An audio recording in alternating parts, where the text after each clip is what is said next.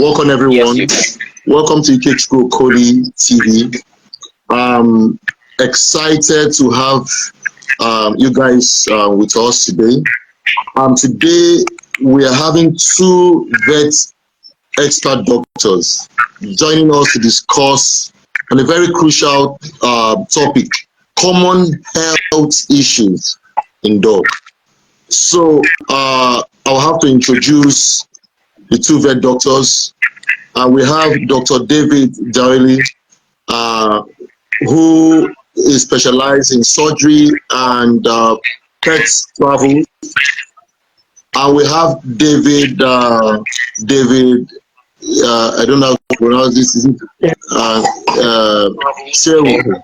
David Shehu is an experienced veterinary doctor with over 15 years in private practice, focusing on holistic health and preventive medicine for companion animals. So you're welcome. I really appreciate you guys creating time for a time like this. I'm very grateful. Thank you very much. Yeah. Thank you. Thanks for having us. Let me just drop a question. Looking at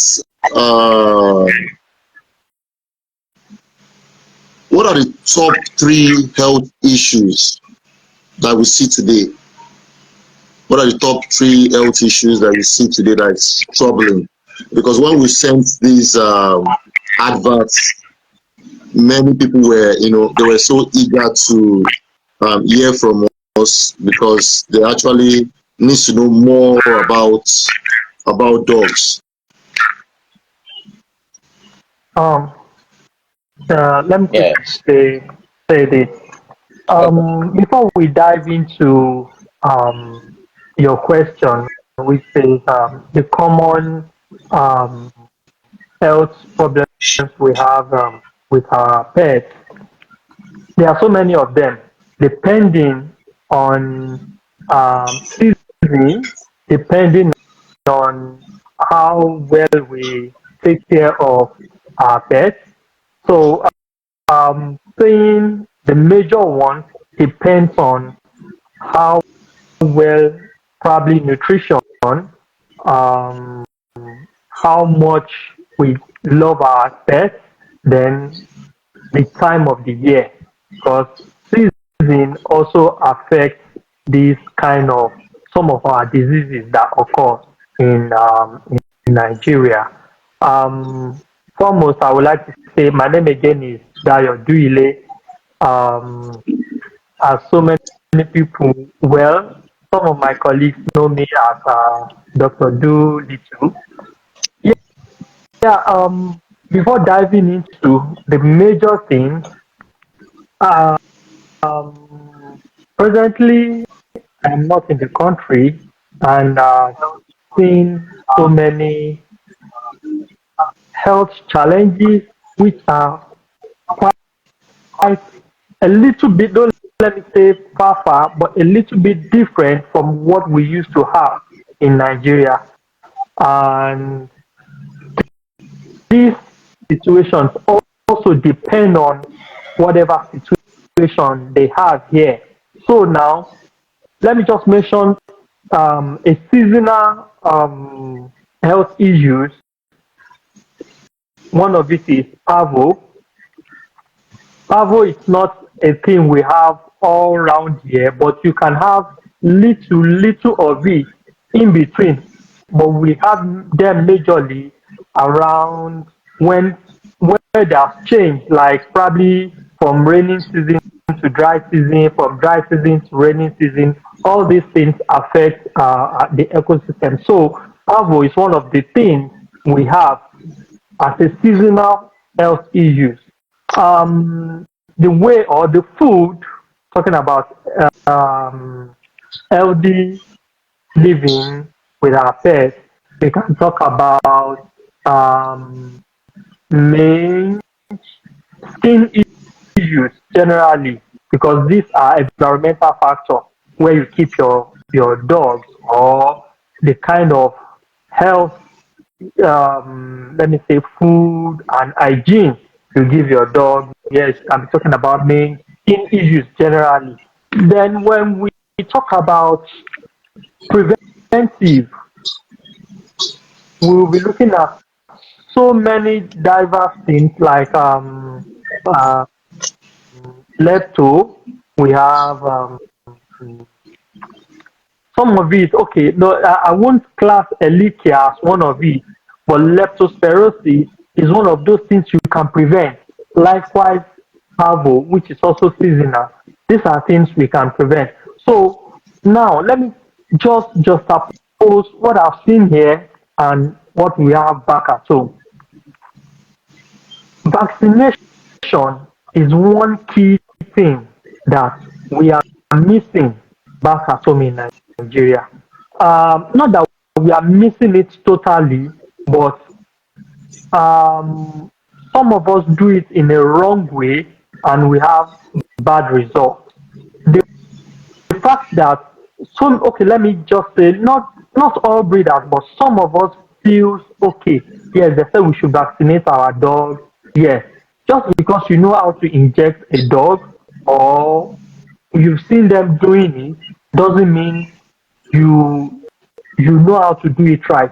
Even I, as a professional, I'll be sincere. I've done a vaccination wrongly, and it boomerang. Yes, I will say that. I vaccinated a dog the way I should vaccinate, but just because this dog was a little bit struggling, I injected, and the needle came out of the scrub in the other way. I realized after I have injected. So some of it spilled around the dog, but the dog wasn't paying and it ran off. And I was like, I am tired. But I now saw the repercussion. So just because you know the site or you know how they do it doesn't make you a professional. Now what they do here is they know all these things, but they don't dare do it. They don't dare do it.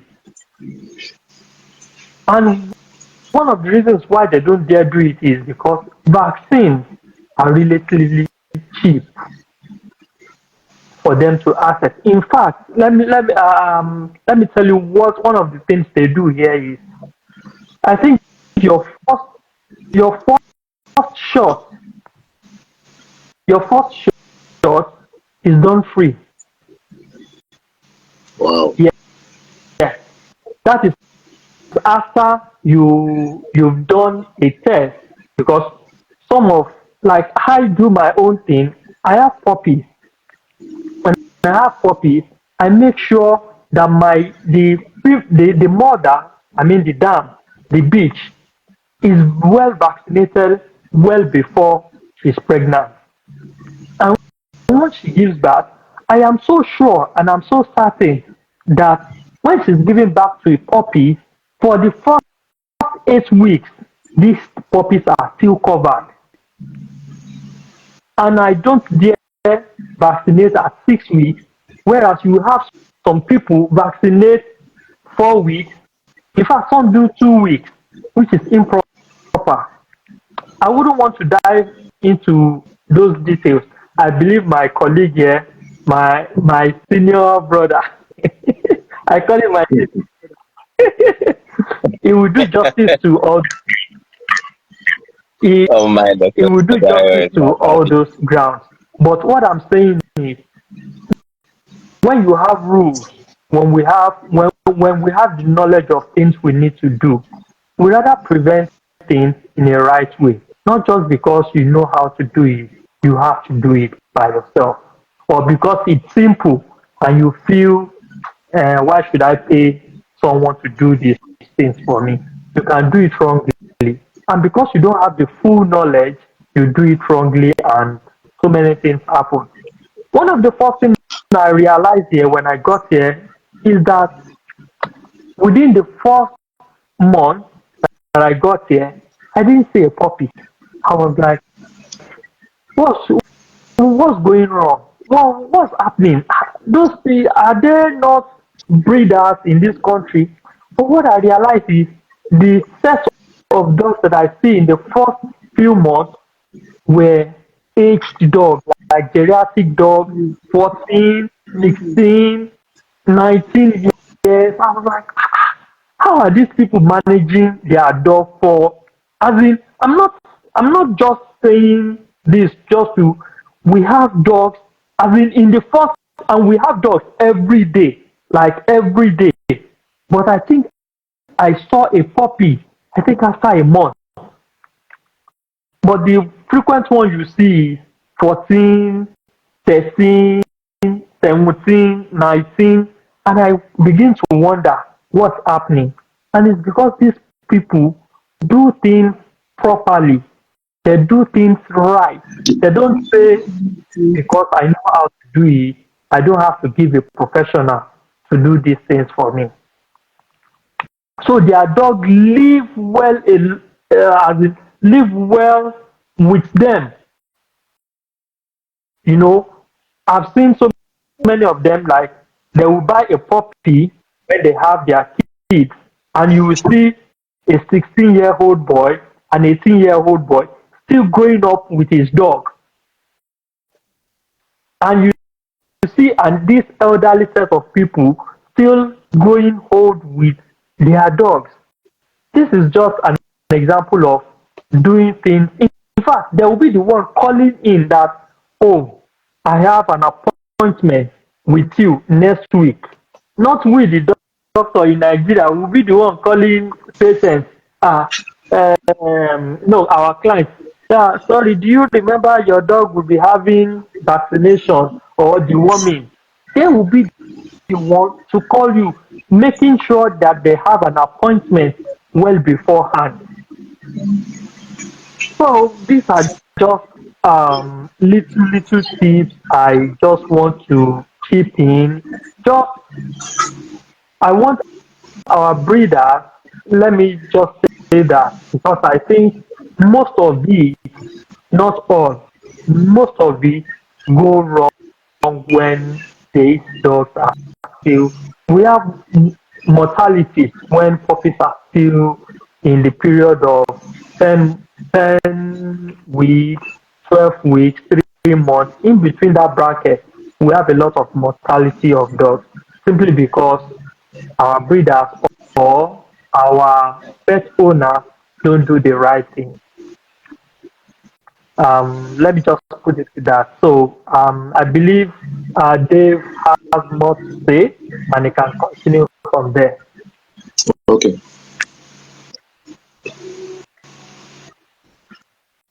All right. Um, so just like he has stated, the major issue we have here really is from the beginning, from the start, vaccinations. Not many people understand the concepts of vaccination properly as it should be done. Not many people realize that different vaccines from different manufacturers have different methods of administration. Um, you could have a Zoetis vaccine and you think, oh, because it's a good vaccine, I want to vaccinate my puppies at 4 weeks, like you said, or at 6 weeks, without considering the fact that the the the, the puppies came from a mother who was properly vaccinated, and as such, they are carrying very viable maternal antibodies. If you vaccinate too early, these vaccines may not be able to bypass the antibodies. But then also you have vaccines, just like the same Zoetis vaccines, that can bypass the maternal antibodies at 8 weeks for puppies from mothers that are vaccinated. Um, if you then go ahead and mix vaccines without understanding how the vaccines have been manufactured, when they're supposed to be administered, and when they would work. It's not just about the protocol you heard, oh, at 6 weeks they vaccinate, at 12 weeks. No. The particular vaccine you're using, how does it work? How has the manufacturer designed it to work?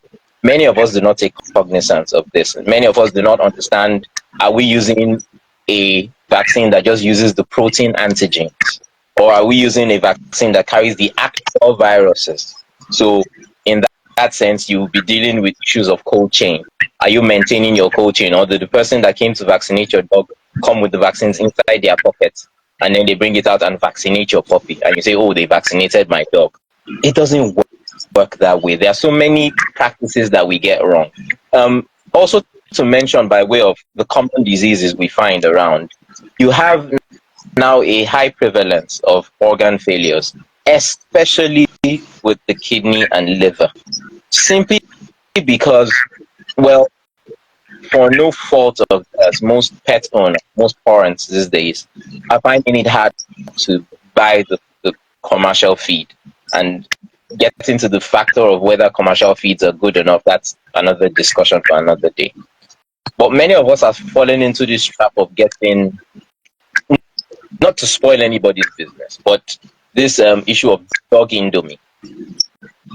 You're using dog indomie to feed your dogs and the likes. Now, there's a clear difference and distinction between using dog indomie or you're buying rice as the carbohydrate component you're feeding.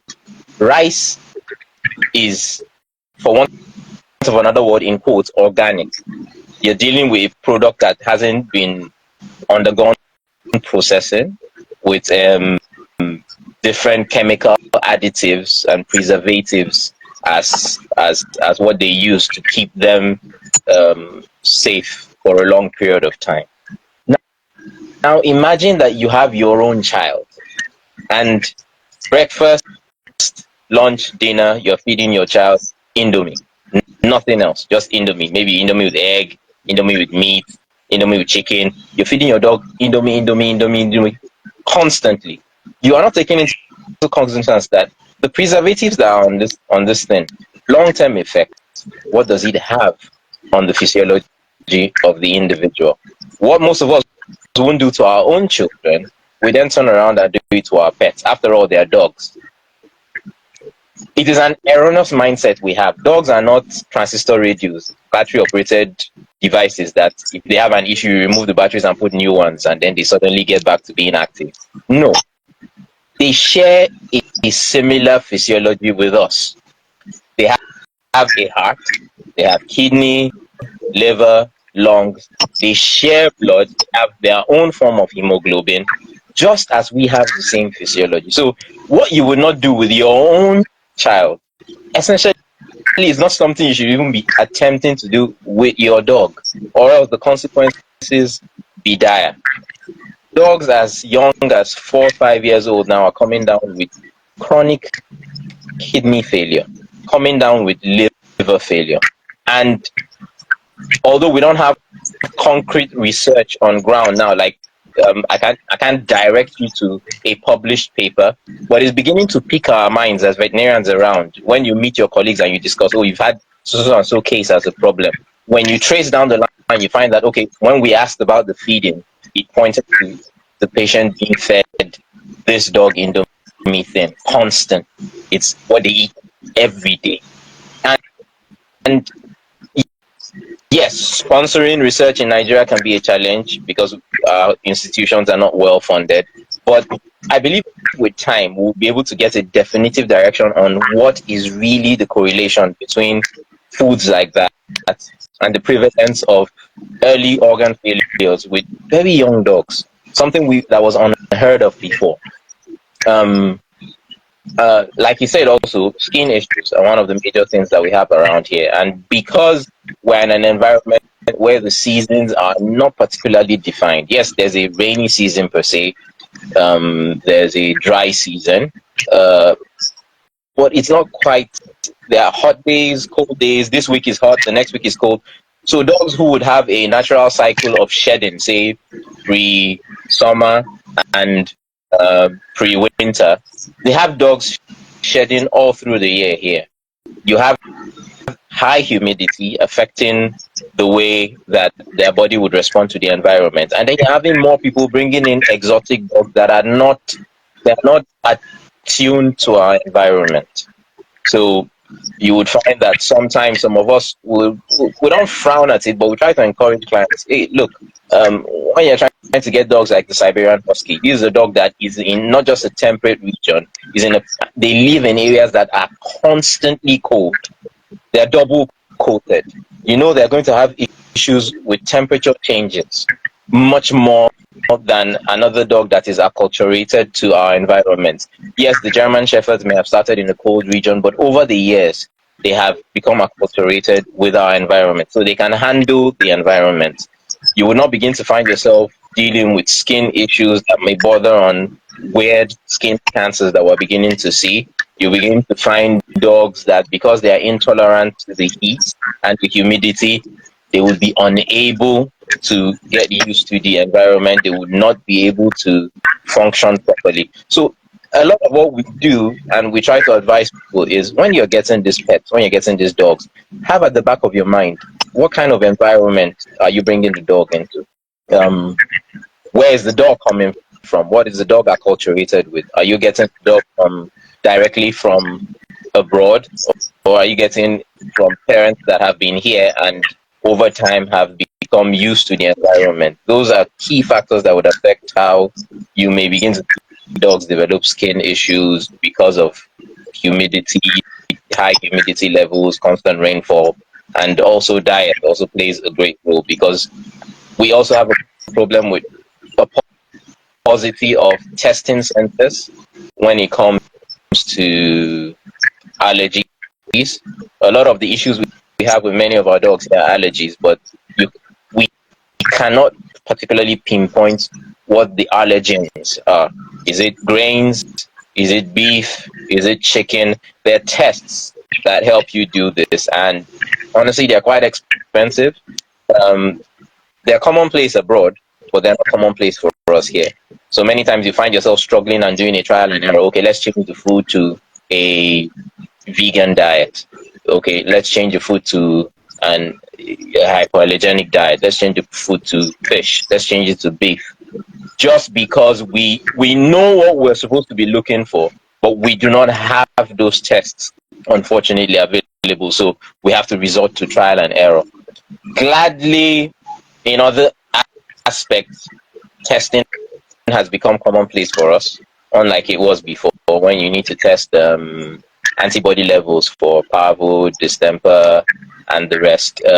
It's become more commonplace, unlike before, where that was also more of a trial and error thing for us. So generally, with common diseases that we have around, those are what we deal with mainly around. There's the odd other diseases you have around. You would have your the once in a while hemophilia that you would come across. It's very odd, but just like I said, because we share similar physiology, diseases that happen in humans would also happen in these animals. So when you tell somebody that the dog is diabetic and they're looking at you weirdly, like, how does a dog have diabetes? Is a dog? It's not supposed to have diabetes. Or it's a cat. It's not supposed to have diabetes. And you're looking at a person like, it's a living being with an active physiology. Or you have cats, when they begin to age, they begin to develop what we call megacolon, and they would get constipated, be unable to poo, and your cat is throwing up constantly, unable to eat. And when you go for a diagnosis, the ultrasound shows that it's impacted.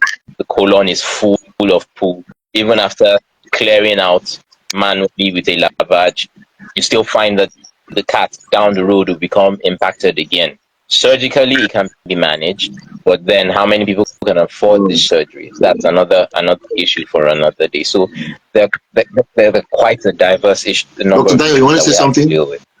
Yes, I actually wanted to say something, but I think I'm running out of time now. Okay, just a quick one. Like I always ask people when they come to me and they say they want to have a dog. I think the common question I used to ask is, why do you want to get a dog? For what reason? What's the purpose? If you don't have a purpose for getting a dog, or just because you saw your neighbor getting a dog, all these celebrities, all of them are having a dog, and you feel, oh, you have the money, you also want to get a dog. you will be getting a problem to yourself. So knowing why you are having a dog should be one of the things you put into consideration. Why and for the purpose. So the purpose might be for security, and there are dogs for security purpose. If you know you want a companion, there are dogs for companion, a pet for companion. Not necessarily, oh, my neighbor has a German Shepherd, they brought it from Russia, and you love the coat, you love how the beauty, but you yourself, probably you have a partner that can withstand a dog in the house, and you feel you want to get a dog from Russia and you want to put the dog outside. Ultimately, before you know it, you'll be having problems with shedding, with skin issues. So, knowing why you're getting a dog should be paramount, not just because people are having dogs, I want to have a dog. It, as in, these are things that we should consider. Why? And if it is for breeding purpose, yes, if you know you want to do business, it's just like you having an office and you are not putting your best into your business. It's definitely going to go down. So just because my friends are breeding dogs, I also want to do it, and you're not doing it properly. I mean, you will run down before you know it. I have a client in Oka, I think Anambra, as in he is one of those guys that I've seen that really meant business. He had a, as in it compared to what we have here, and he has it in Anambra, Oka precisely. Something standard, as in, and he brings in a lot of different dogs, but just because he had people that are not, they are just there for the money, he started having issues. But had it been, these are things that he should also consider. If you really want to breed, have a dog farm, and you are not considering people who will work with you, you're going to have problems with that also. So, we have a lot to say, as in we can't exhaust it, and Yeah. but I think I need to go now. Okay. Problem. I just leave the table for for you and Dr. Dave. Thank you Yeah. for. We'll be having. Yeah. Okay. So, Dr. Dio, we'll be having these sections.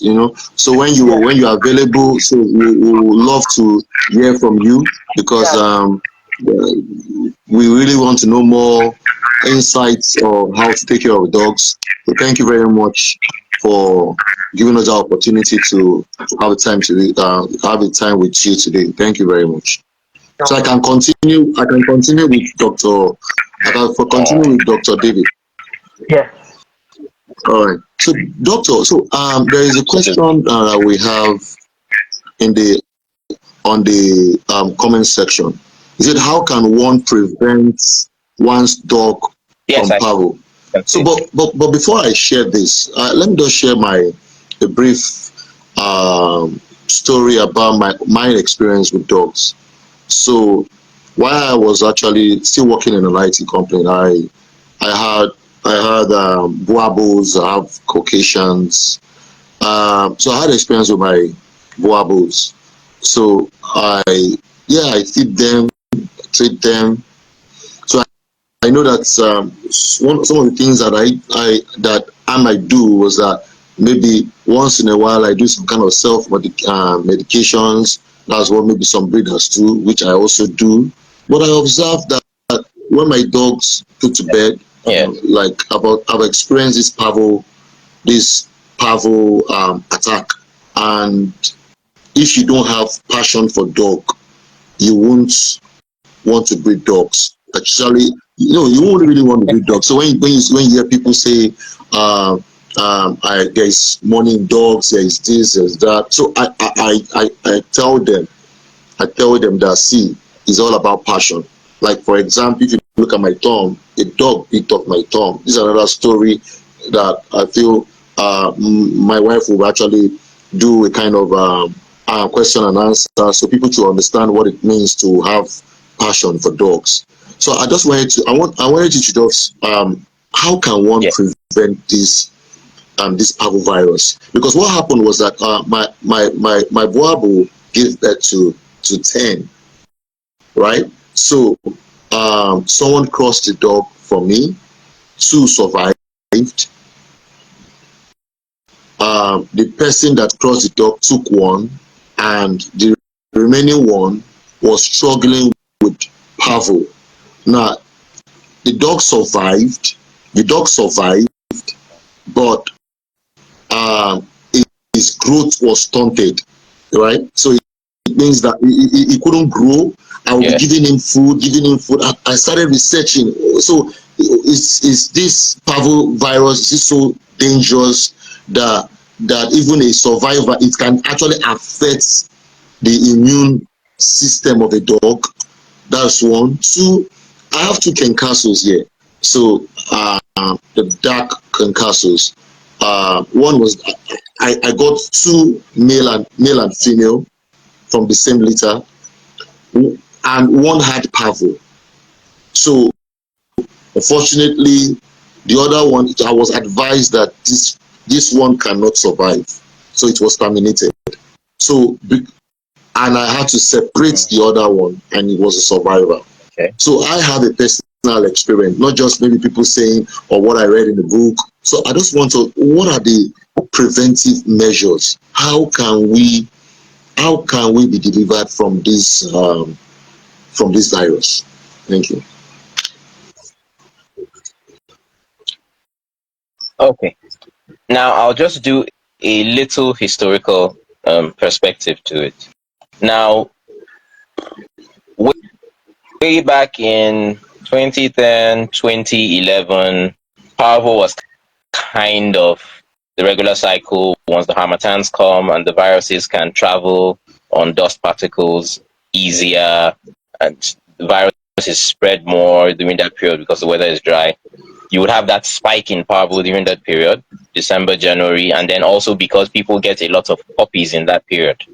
These things naturally would follow our own lifestyle. People want to get puppies to give gifts and remain. So you have a heightened um, amount of parvo cases within that period. At that period, we had an issue with the kind of vaccines that were being brought into Nigeria. Now, you had proper vaccines. You had Pfizer was still handling their own vaccine section before they sold it to Zoetis. You had Tetradog, was produced in France. You had other vaccines that were very viable, but they were a bit pricey. You had some other vaccines, and well, for want of not running anyone down, I won't call their names. But these vaccines essentially, I wouldn't say they were bad, but the problem is we had a parvovirus strain. The number of strains we had in Nigeria were opposite to the strains that were used to make those vaccines. So it's like saying, let me just describe the different vaccines as, the different strains of parvo. Let me describe one as a cobra, one as a boa constrictor, one as a pop adder. So imagine that you had something that prevented, when a puff adder bites you, you had something in your body that prevents you from dying. But that thing that you have in your body doesn't prevent you from dying from a cobra biting you, or a further lance biting you, or a black mamba biting you. But if you had if whatever you were given that prevented the puff adder from killing you, if it also contained what prevented the further lance or the black mamba or the cobra from killing you, it means you have cover over all those snakes. Same way for the parvovirus. There are different strains. So if you have a vaccine that was manufactured and is not tailor-made for your environment, the antigens used were not the antigens local to your environment, you would vaccinate your pets. They would develop an immunity to the strains for which you vaccinated them for. But when they encounter the local strains for which you do not have antibodies, your dog will just die smoothly. So there was an issue with those vaccines being prevalent, and those vaccines, unfortunately, at that time were cheaper than the main vaccines that were coming to Africa to get the strains, coming to Nigeria to get the local strains to go and develop the vaccines abroad so that they could sell back to us. But there was a real bad outbreak in 2013. I can never forget, because I know how I suffered during that period managing puppies, and how there were many success stories, but there were many losses. I'm talking of upwards of, I'll be, let me just make a mild estimate, about 50 puppies, just me alone. I used to work at Ransom Kuti Veterinary Consultants then. Now, after people lost a lot of puppies at that period, a lot of people then realized that the message we were preaching to them about vaccination was no joke. And so people put the cost aside, because it was like being penny wise and pound foolish.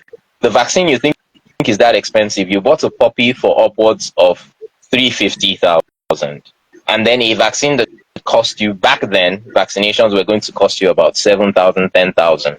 But because of that vaccination that you felt you couldn't pay that 10,000, you ended up going for less useful options, and then you lost the puppy that you bought for 350,000. People then sat up and began to properly vaccinate. So in properly vaccinating, we then had a dip in the parvo cases. In fact, at a point in time, I went about 2 years in my own personal practice, and I did not encounter any parvo case, because people were beginning to catch up with the preaching about parvovirus. Now, back to the question: to prevent parvo, you cannot, I wouldn't really say you prevent the animal from encountering the virus, because we still have it wild in the environment here. It's available. You have local dogs that we do not run a proper vaccination program for. Most focus that we have in Nigeria here is on rabies. You don't want dogs to transfer diseases to humans. So when the government is doing a vaccination drive, they don't vaccinate for distemper, parvo, parainfluenza, leptospira, or those other diseases, or hepatitis. You just focus on the zoonotic issue. It's rabies that affects us, it's rabies that affects the dog. So let's tackle rabies. So the local dogs that are vaccinated for rabies are still a reservoir for the viruses: parvovirus, infectious hepatitis, leptospirosis, parainfluenza, and canine distemper. So essentially, you have it in the environment. You can't run away from it. What you can do, however, and which the recent issue we've had with COVID in 2020 has shown us, is this: you can play your own part. You vaccinate your puppies.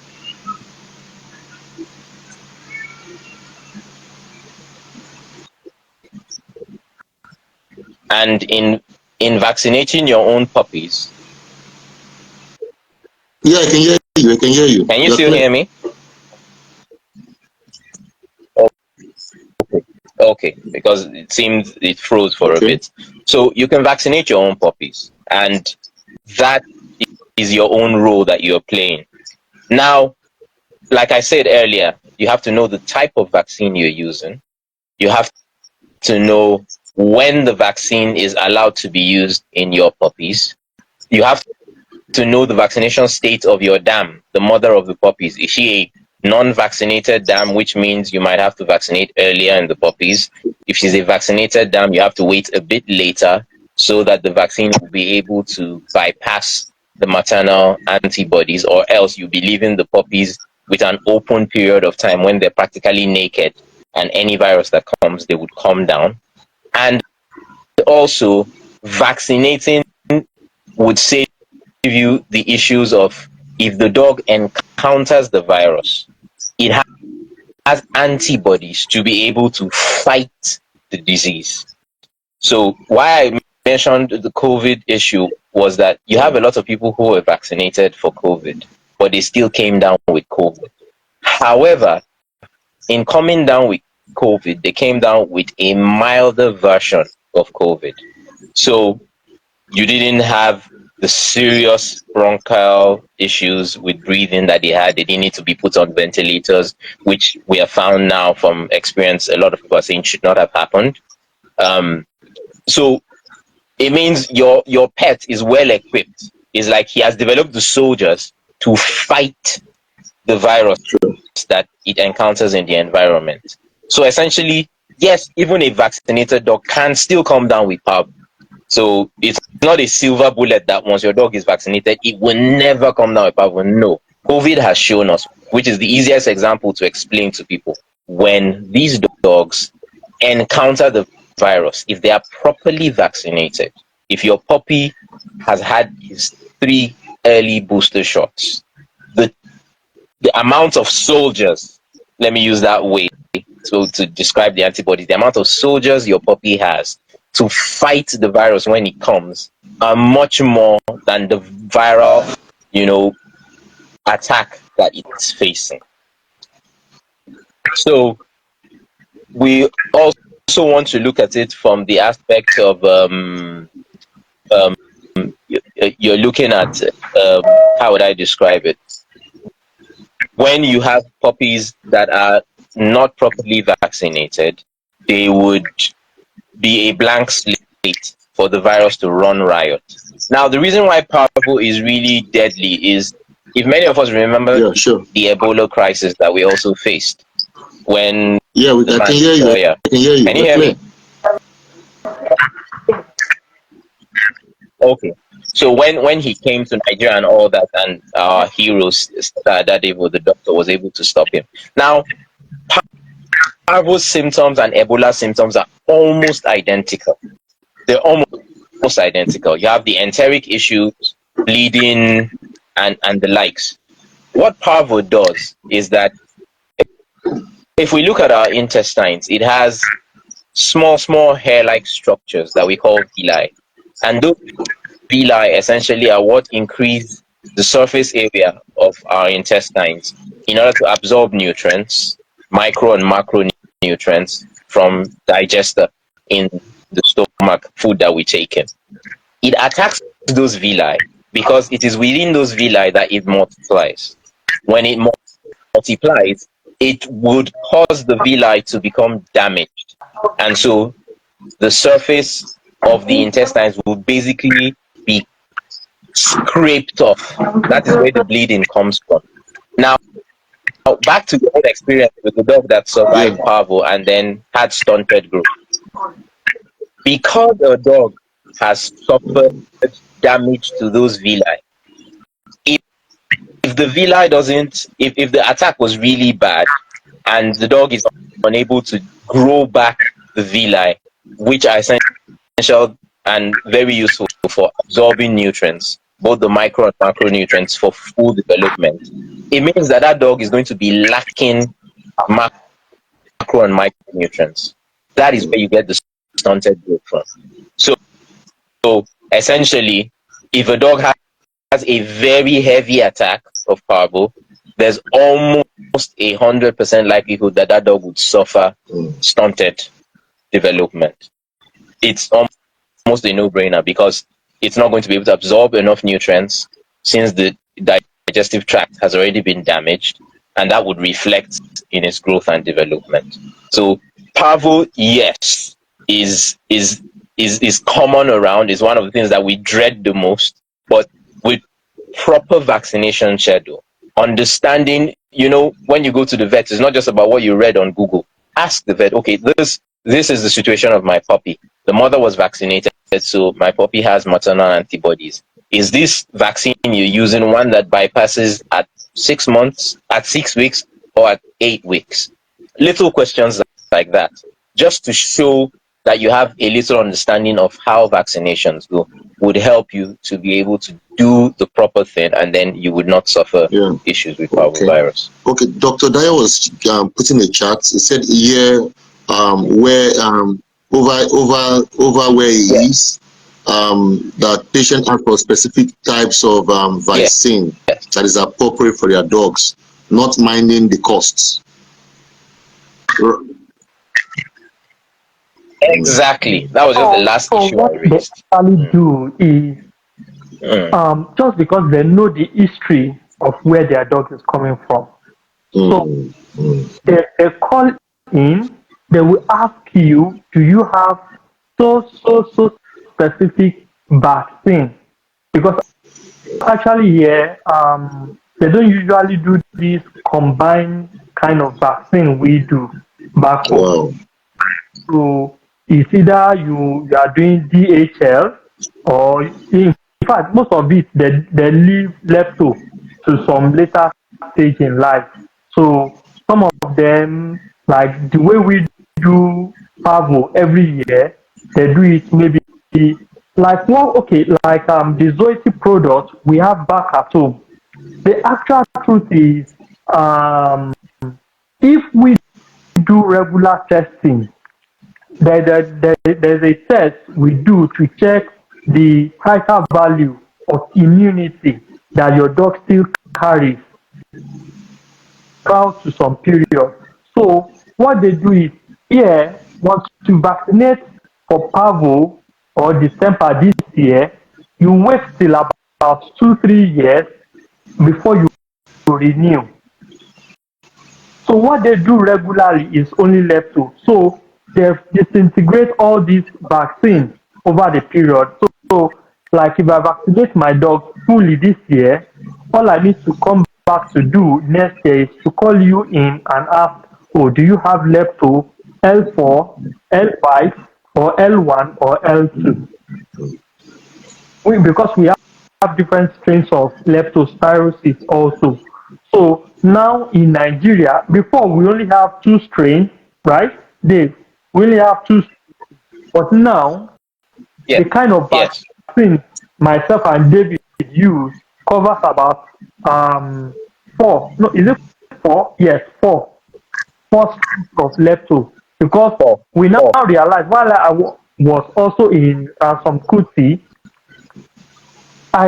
there was a dog we vaccinated, and later on in life this dog came down with lepto, and I was like, oh, we vaccinated this dog, but just because there were new strains of lepto that people were encountering, and so we just have to like embrace this new advanced vaccine that were incorporated. So over the years now, even before I left Nigeria, I was telling Dave, I had asked, because all my clients, I introduced them to the kind of vaccine I know it is safe.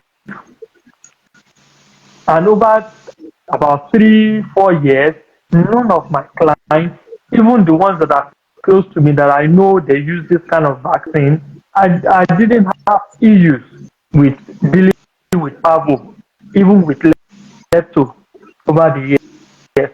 Then there's another thing I actually want us to, during the period of COVID, we realized that there's a strain of it looks like Pavo, but it's not Pavo. It is actually COVID, Corona. Wow. Yes. Wow. But they have the same, because Pavo and Corona are from the same family. But because they have different hosts, that's why we don't actually recognize the one we have in dog. And it just boils down to the fact that we don't really do research here. But over the years, I think 2 years down, we realize we're beginning to have this strain of corona in Nigeria. And this is due to the factor that people are importing dogs from wherever they are bringing them from.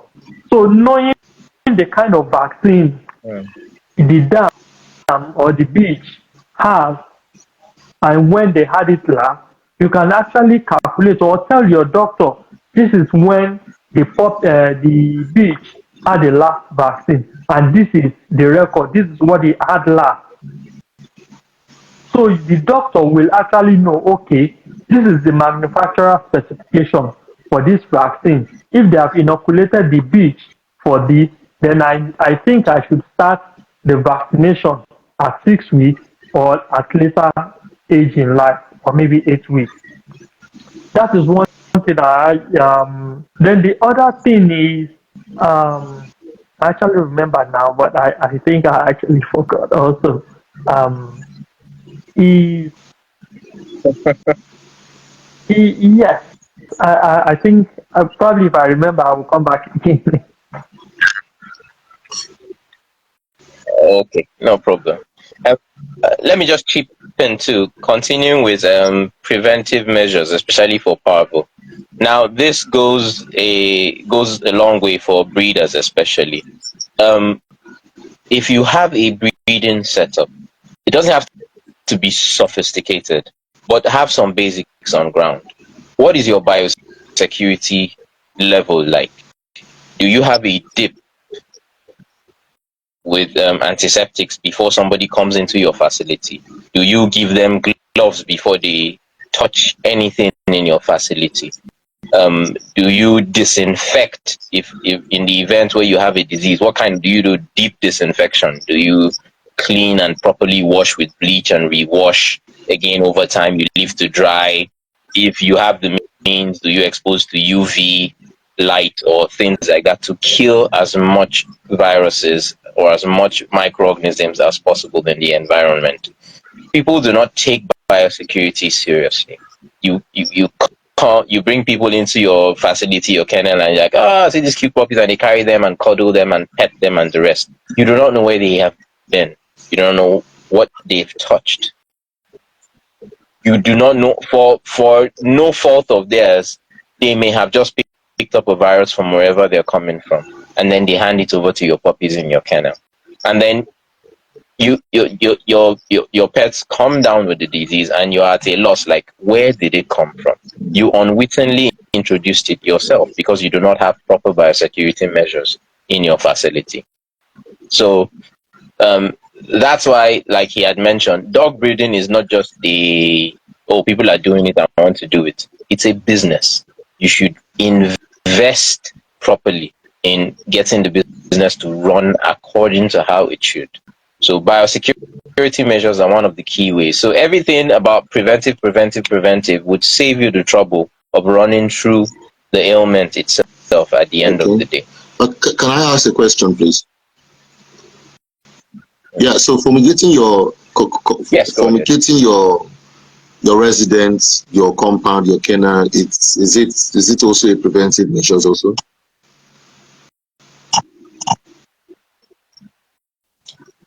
Well, it depends on what you're fumigating against. Now, when you are fumigating, you have to know who you are calling to do the fumigation.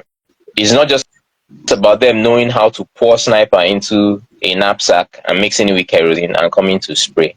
There are certain chemicals that would kill your flies, your cockroaches, and your mosquitoes, but they will not kill your termites. They will not kill ticks. So they will not kill fleas, or they will not damage the eggs of fleas and ticks. So you have to find somebody who understands vaccination, who understands what chemicals kill what. You have to use an acaricide. If you're having a tick problem, you have to be using an acaricide, not just any pesticide. Somebody just comes to us and says, oh, they are fumigating, and then they spray, use the mist, and then you think you are covered. No. What did they Wow. use to fumigate your facility? You have to, so essentially when you're fumigating, the person has to be well knowledgeable before you get them into your facility to start fumigating, or else you would fumigate, you would spend the money, and you will not get the results. It is that bad. So you also have to know that the kind of chemicals you use for termites are very deadly, and they would, not just any chemical will kill termites. So if you have a termite problem, you use them. You also have to then think of how you're going to clean up your kennel, or else those chemicals will Sure. now become the reason why you lose your dogs. Um, so essentially, yes, fumigation can be preventive, but you have to know what you're fumigating against. If you just call somebody that, oh, come and fumigate my house, I'm having problem with insects. You tell the person insects, and some of these people who fumigate, because they're not knowledgeable, they don't know that ticks are different from cockroaches, and they just come and fumigate your house and then go away and collect your money, and you would feel that everything has been done properly, but you will not. You would still have that problem. um, does the person also know that when you fumigate, there's a certain concentration used, or there are certain chemicals that would not affect the eggs of ticks or the eggs of fleas? It will kill the adults. It will kill the ones that have been hatched already, but it would not kill. It will not destroy or damage the eggs. So 1 month, 6 weeks down the line, you're back with having the same infestation, which you call the person to come and fumigate. So fumigation itself is also, and it's also something that has to be done by somebody that's well knowledgeable. You can read up yourself and find out to be able to guide you in choosing the person, but ultimately the person themselves has to be really knowledgeable about what they're Okay. So fumigating. in summary, what you're saying now, it's actually is so it's all about our hygiene. It's all about our hygiene. Do you hear me? Mm. Yes, hygiene. Yes, I can hear you. Hygiene plays a very big It's role. all about our hygiene. Okay, so let me ask, not as if I'm digressing, but let me just ask also. Ticks. So you said, you mentioned something about Okay. ticks. So are they actually are they actually dangerous? I know it sucks the dog's blood, but are they actually dangerous? Does it have an health implications? And how do we also prevent those ticks from not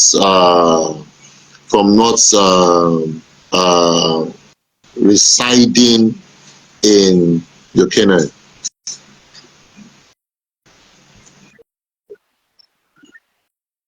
Okay. Now, ticks are dangerous just as mosquitoes are dangerous to us. They're essentially vectors, and so they carry certain organisms within them that they could transfer to your pets. So the major ones we look at when you talk about ehrlichiosis, Ehrlichia canis especially, or babesiosis with different strains of babesia that affect, especially babesia canis, that affects our dogs. So if you have ticks that have encountered a dog that has babesia, and because ticks are very stubborn, a tick can undergo what we call estivation. It's almost like hibernation in animals who are in cold regions. So the tick would remain in a state of inactivity, and it can last for years until it finds a suitable host.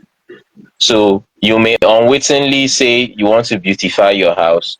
You call a gardener, and he goes and buys manure, and the manure is untreated. The manure obviously is from where cattle are.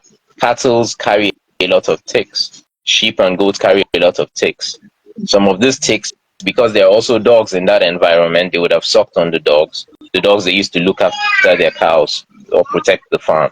Then you unwittingly bring all those to your facility. You put it for your flowers to grow, but you have unwittingly brought in a tick infestation. Those ticks, once they sense the presence of the dogs, would become reactivated, as it were. They would latch on to your pets because they have babesia in them or Ehrlichia parasites in them. They would transfer it to your dog just the way mosquitoes transfer the plasmodium parasite to us and causes us malaria. So your dog would then come down with tick fever, which is deadly, or ehrlichiosis, which is also deadly. Ehrlichiosis is one that many people do not really understand. Most people would understand, oh, tick fever, oh, it's like the malaria of dogs. Yes. Ehrlichiosis, you find your dogs having nosebleeds. When they have injuries, the bleeding takes a long time to stop, simply because this is a parasite that affects your platelets, the platelets of the dog, which the platelets are essentially the clotting factor, what helps the blood to clot. So your dog's blood would not clot because the clotting factor has been reduced to a very, very dangerously low level. That is why ticks are a major issue. Now you have many medications that are coming up because in the past it used to be you try and give your dogs a chemical bath every 2 weeks, so that you kill the ticks that are on them, and then the residue of the acaricide on the body of the chemical on the body of the dogs would prevent ticks from latching onto them for a period, or you had the tick sprays of that time. But now with new developments in medicine, you then have certain medications that have come up, certain tablets, certain treats, and infused with medications that you give to your dogs, and some give you a month to 6 weeks cover, 3 months to 4 months cover. In fact, I've recently seen one that gives you about 6 months of cover just from putting a treat in dog's food or directly giving the dog and the dog eats it. This medication constantly is available in the bloodstream of the animal, and whenever any tick latches onto them and sucks the blood, the tick would die. So those new innovations have helped reduce the tick problem that we've essentially had in recent times. So yes, ticks are very dangerous. Wow. Thank you. Okay. Dr. Dyer, do you want to say something?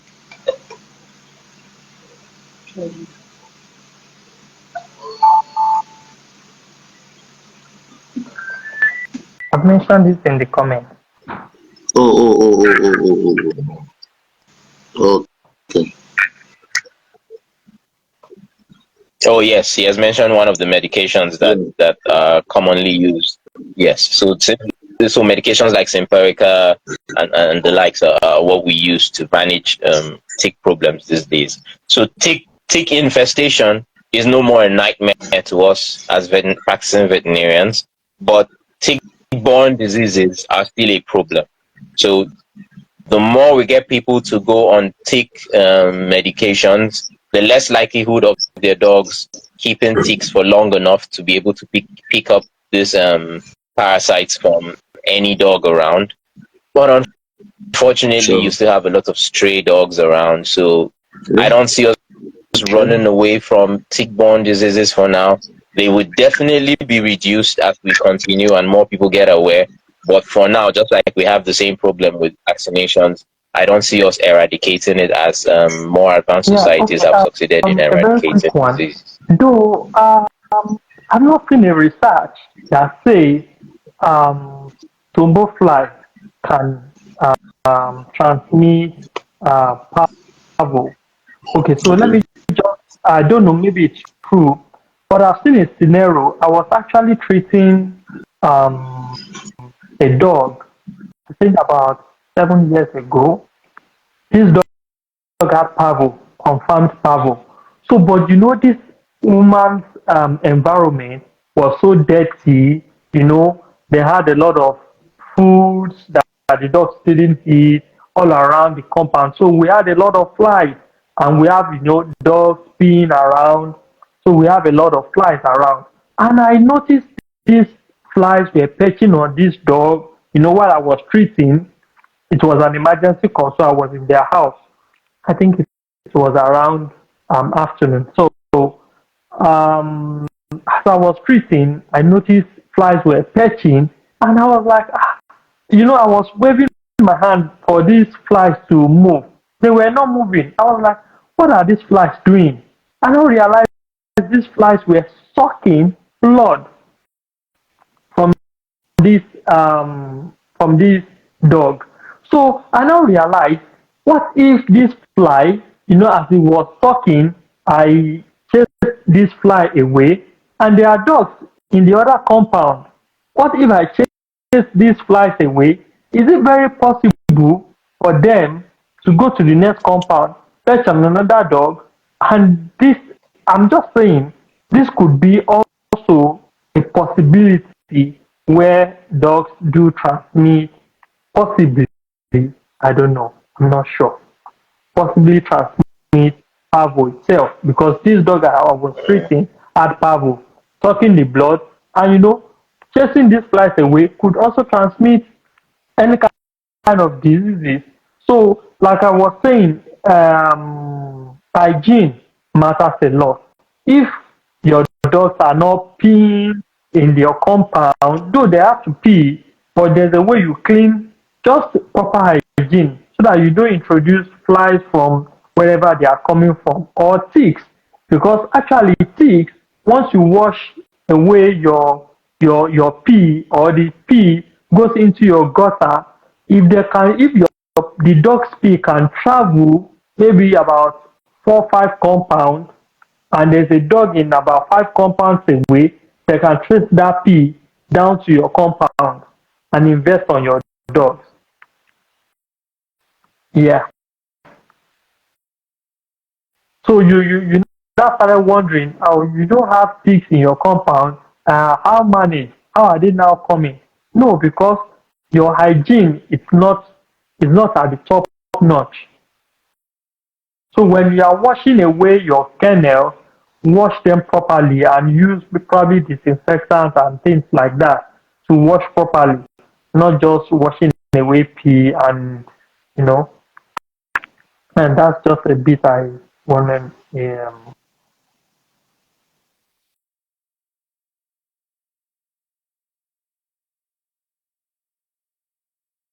Okay. I say the topic is so deep. I don't think we can even exhaust it even this night. We can't. But Not, actually not at all. we actually need this kind of series, various topics which we have actually communicated, because people need to be educated. People need to be enlightened. Uh, like this, there's some information that I just got now. If I am aware of all these lapses, I don't think I will have. I won't. I don't think I will lose some pets. I'll lose some dogs. So people need to be aware about all this. So we'll be doing some series of topics if it's okay with you, Dr. David, Dr. Dio. It will be fantastic to also have you on this platform at your convenience.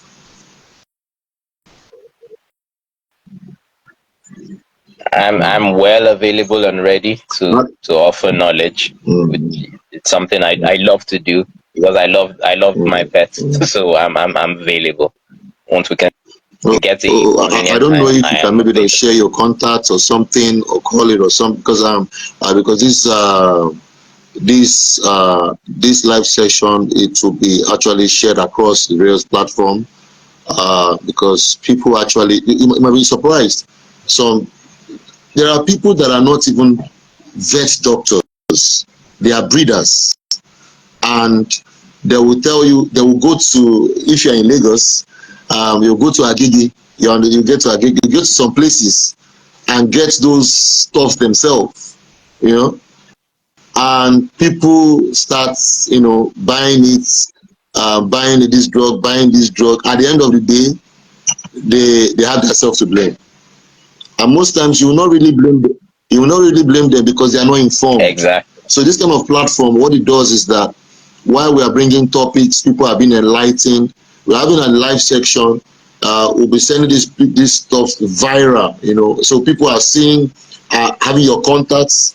They are also having, so they can actually communicate to you, and it makes the environment. It makes people love dogs, because when I'm talking about pets, I'm not talking about just dogs, cats, parrots, birds, so these these um these animals, these pets, they are dying, out of our ignorance, or out of our trying to save costs, or we feel that, oh, we can do this, we can do that. But there are people that are experts that know how to do this. So if we start doing this section, maybe on a monthly or something. It brings that kind of flavor. I don't still believe that the Western worlds have love dogs than the Africans, maybe because of maybe the poverty level or people's wrong perception of owning a dog. I think that's the right word. So if people are enlightened, they hear you speak, they see the passion, they hear me speak, and they see that, oh, this person is not just, he has dog, but he does other things. So it means dog is part of his family. Dog is something that is his companion. So people have that orientation. So I think that's something that we will be working on, and we love you to be on the various platforms. It might be on the YouTube, it might be on the Facebook, but we just need to do. And the social media is actually the best platform to share this gospel. It is the social media, because if you are waiting for maybe having a store or trying to people your this kind of insights is actually good. We share it on these various platforms to enlighten people, because people are actually losing. I'm not just sharing this because I read a book or I went to the internet to go through some articles. I've lost a dog before. I've had so many experience. I called my friend, buy this drug, buy this. At the end of the day, I lost my dogs. And it's as if maybe, and in the African mentality, they will say maybe this person is cursed, or maybe they will say maybe it's a spiritual attack. No, it happens. Or they say it's a spiritual attack. How come how come you have 10 dogs? How come you have your dog is pregnant, and just 2 survived? It's crazy. It's crazy. So you say, I don't understand. You're not doing something right. Or maybe it's a spiritual attack, or maybe it's witches and wizards, is this with that. So all those kind of things. So we need this kind of platform. We need this kind of orientation, that people will hear us out and they will be impacted. So Dr. David Dio, please, it's a movement, because I see dogs. People don't even bring their dogs to their house. They think it's just in the cage, So and it's just like a prisoner, when you lock somebody in a prison in one place, but when you release a child and say you want to just hang out, he's excited. So that's why it's good to take a dog for a walk. So all those we need all those. We need to start inwards, not just listening to the Western. Looking at what maybe Millian, Victoria Stigwell is trying to say or trying to do. These dogs also are man's best friend. Like before, I'll give you a story about cats. I don't used to like cats, because I have that orientation that if you see cats in your dream, they are witches and wizards, they are this, you are that. But there was something that happened. A dog got her litters and left one by the side, and it was before my compound. So the Togolese there were training the cats, and then I begin to understand the way cats do their thing. Are you aware that cats bait themselves? I don't know that cats can just lick their body, lick their skin. I don't know. I don't even know that cats are very smart. And there's a way they talk there's a way you call them. I don't know. So what I do, because I'm a pet lover, when I go to work, when I come back, I'll park my car, I'll get this dry fish, and I'll go to that compound and be feeding the cats, and the other ones will just come. So in my area, people are not scared of cats. That orientation is off. So, but in my house, I love cats, but it's for me now to convince my wife, baby, somebody will buy this German cat So it will be something to, if it will, I don't think she might permit that. So, but I'm just sharing. So this kind of orientation, when we come up with this, people will not look at, oh, I'm getting a cat, I'm getting a parrot for me to sell it. I'm getting this. Yeah. And sorry to interject. But just like you just mentioned about cats now. Now, cats also have there's a regional dichotomy about cats. So, in the South, we have a problem with cats because a lot of people were like, they're witches, they are used by evil spirits and the rest. But here's the funny thing. Up north, you have more people keeping cats because it is believed that a cat, obviously connected with religion also, a cat doesn't spoil what you call your ablution when you want to pray, as opposed to a dog. If a dog touches you after you've washed to go and pray, you have to do it again. But with a cat, it doesn't affect you. So up north, you have a lot more people having cats, and that mentality about cats being witches is really more of a down south issue than an up north issue. I just thought to chip that in, and yes, you're correct. We're beginning to have people investing in cat movement, having cats, and we believe that that's also a movement. You have more people keeping lovebirds, and like more people keeping lovebirds, and like generally the pet culture, especially in times of people, that we like it to be, even if you're comfortable. Sorry, can you put your mic? I think there's a mic that's actually okay. So you can continue. Okay. Sorry, Dave. Okay, I say one of the issues we've had with this environment, this time we've had difficulties. People are in states of depression. Please, and do you mind, let me quickly just say something so that I can zoom back. Okay, so so if you remember, I think 6 months before I left Nigeria, I had a cat. Yeah. So let's see. And I think he's still doing well now. Okay, so now Lacey is still doing fantastic. Now when I got there, I realized they have more cats than they do have dogs. And the simple reason is cats can take care of themselves. Yeah, sure. They are clean animals, very, very thorough.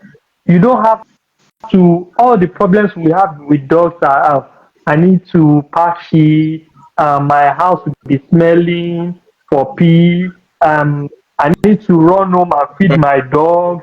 Cats don't have all these things.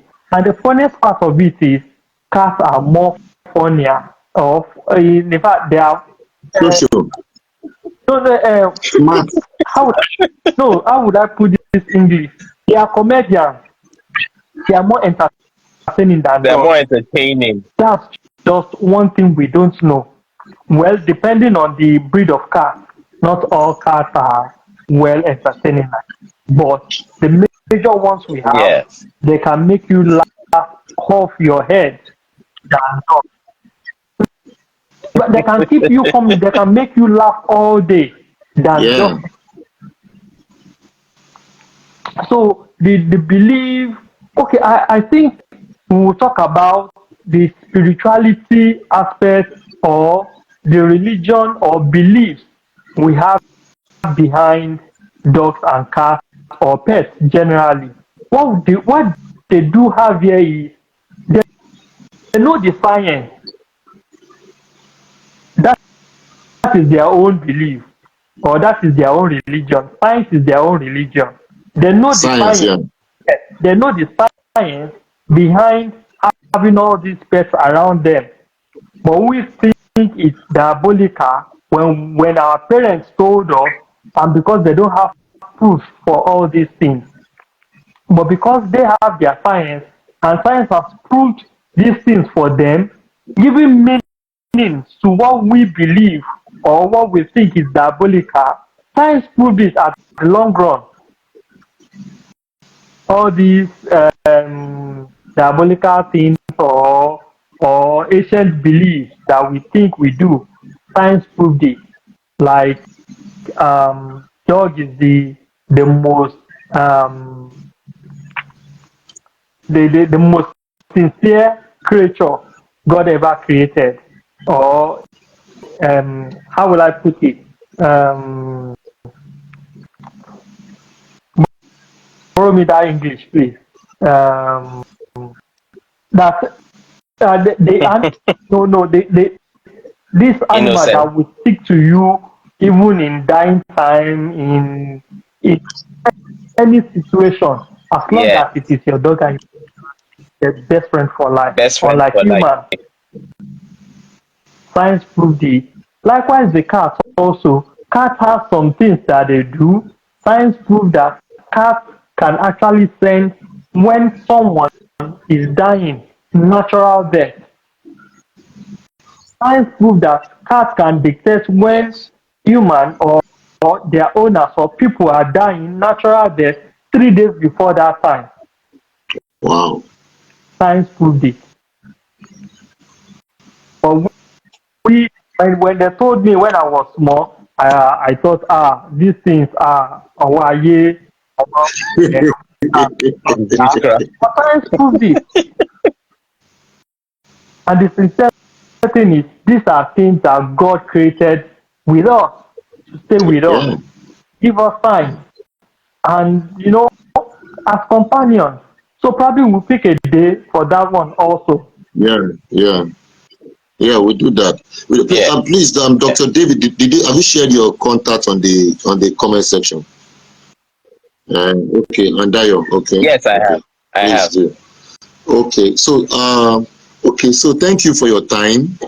Thank you, Dr. David, Dr. Dayo. I really appreciate. Please, this is it's a movement, something that we want to be consistent, because just like what you said, let me ask Dr. Dayo something. You said over there dogs don't stay in the cage. You want to go to bed.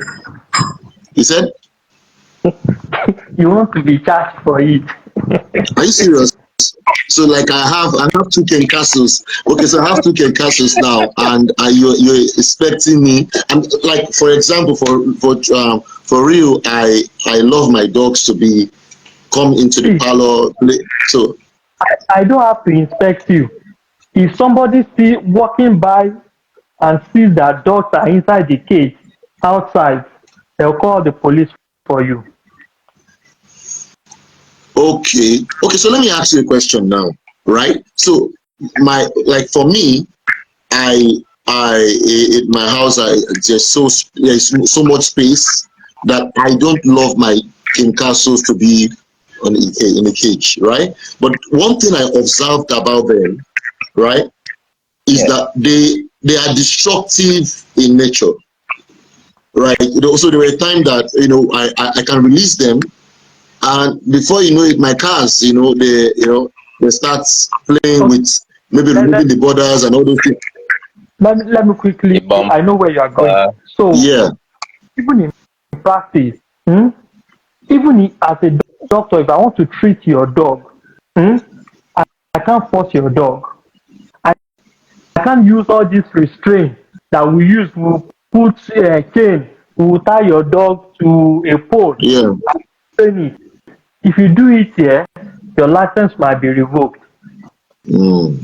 So, what I'm saying in sense is you can't restrain your dog as long as you can't restrain your child, your human child in a cage. Mm. You don't do it.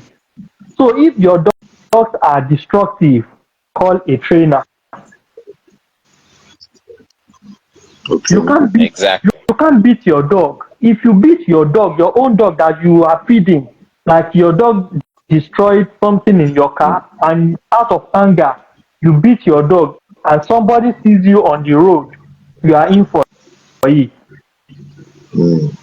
Because dogs are treated like humans here. Mm-hmm. So in the category of um, things in order here, they pick children first, they pick woman second, pet third, aged people fourth, every other thing before it comes to man.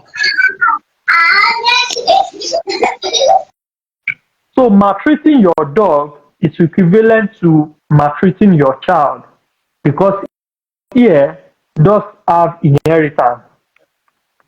Dogs do share in your inheritance. Dogs have whatever human beings have, they do here. So you treat your child.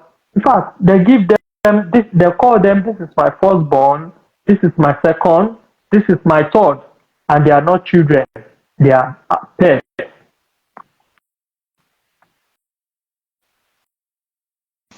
Wow. Yeah. Okay. So I'll work on that. I do. I'll work on that. I release them, but I will be caution. I release them. I'll be caution because I might not really have time for that, but not a problem. So Dr. Dayo, Dr. David, thank you very much. We'll be having you occasionally on in this section because we actually want to be educated. Like these insights that Dr. Dayo just said now, if for example people are hearing this, their orientation change. Because one has to be exposed. This is how this how things are being done. I lost my Lassa. The Lassa had some growth on the eyes here, and I'm just sharing some careless things that people do, and a breeder said, oh, I can do this, I can do that, and that guy came to my house and got some some stuffs like that, some metals, and tried to pull that growth. The next day the dog died. You understand? So I just want us to please just create time so we can do this. It will actually help. It will really help. We are not just looking about Africa, not looking about Nigeria or Africa. Also, you over there in UK, you will also observe that it's a working system also, but people also some people are careless. People are careless. So people needs to be educated about this. So and with this platform, I think we fulfill our goals. So thank you very much. Really appreciate. Thanks for your time. Dayo, thank you. Yeah, Mr. David, I appreciate you. Yeah. Thank you for having Thank you very much. So have a great day. All right. Yeah. So we'll keep in touch. All right. Thank you. All right. Thank you. I appreciate it. All right. Take care. Thank you very much.